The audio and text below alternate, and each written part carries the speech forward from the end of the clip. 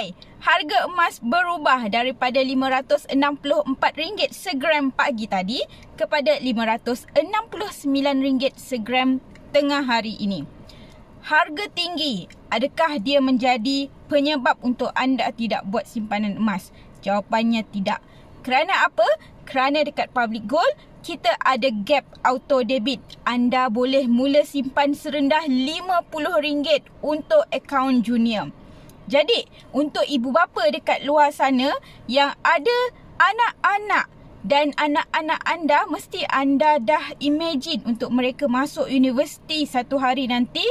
Jom kita buatkan dana pendidikan untuk mereka dengan simpanan emas. Boleh mula hari ini.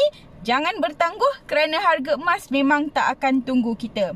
Ya betul, harga emas akan turun tapi tidak serendah tahun lepas. Nak simpan emas? Roger, Mona bantu.